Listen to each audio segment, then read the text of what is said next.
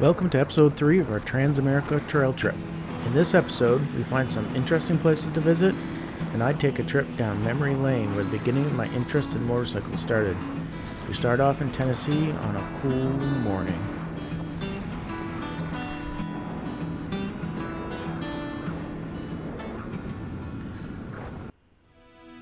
We passed the Shiloh National Military Park the previous night looking for a campsite.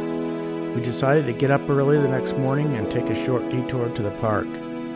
The early morning fog intensified the somber feelings you get from visiting this park. On April 6th and 7th, 1862, 110,000 soldiers fought here during the Civil War.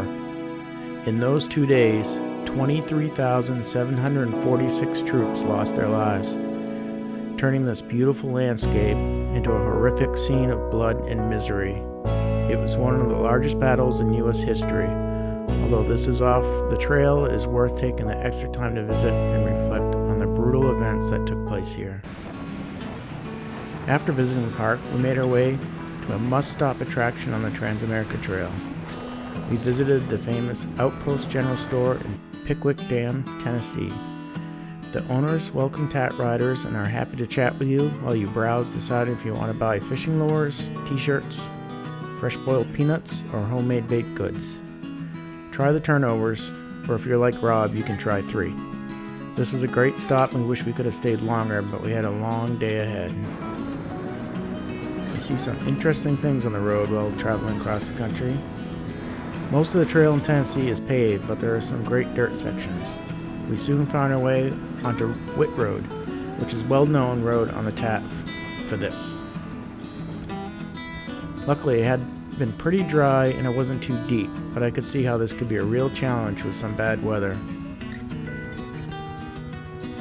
Rob, of course, went first as he always does in these sections. He didn't have any problems getting across. Then it was my turn. I was going to do a wheelie all the way across, but then I remembered I can't do wheelies. We made it with no drama and continued on.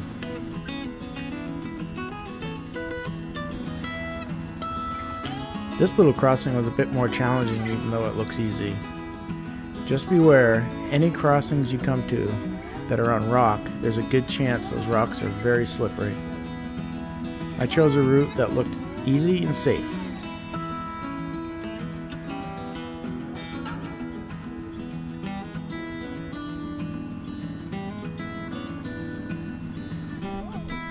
Well, I almost went down. It really is like riding on ice. Rob picked a different route and once again didn't have any problems.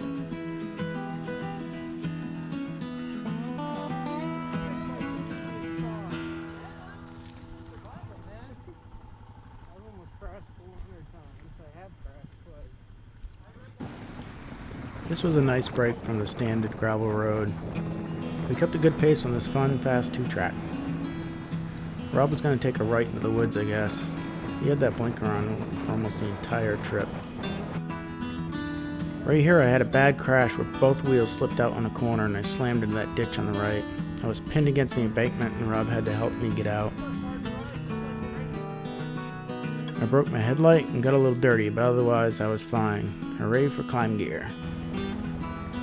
This was a great section of steep climbs and hairpin turns.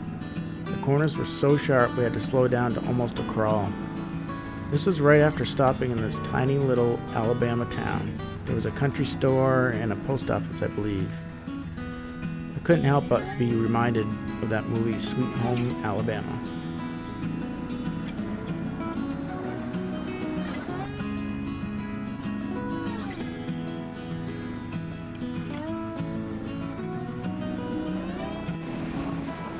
Although we were only in Alabama for a short time, it brought back some memories for me, because it was in this red dirt that I learned to ride a motorcycle, or a dirt bike actually. I was 9 years old and had a Yamaha YZ80, which was way too big for me. It was the beginning of a love of riding, but at the same time, it was very tough for me. For a kid born in New England, spending his summers in the hot, humid, snake-infested South was not what I considered a good time. If it wasn't for the riding my dirt bike, it would have been a completely miserable experience. The red dirt, the heat, the dust was all too familiar to me, and I couldn't wait to get down the road and have my mind occupied by seeing something new and different.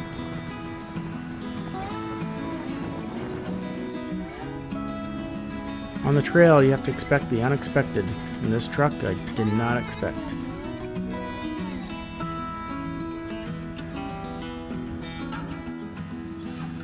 After a long, hard, hot day of riding, and both Rob and I getting stung by some sort of southern devil wasp, we were ready for a night in a hotel and a decent meal. Rob had picked the hotel this time, which meant it was a dump. For some reason, if Rob picked the hotel, it was awful. If I picked it, it was okay. Even if it was the same chain hotel. We learned later in the trip that this theory was spot on.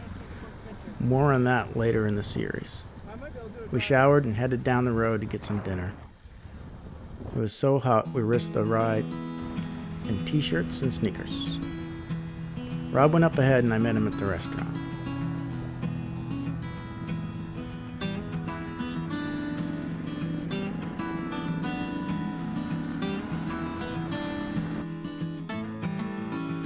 Dinner time.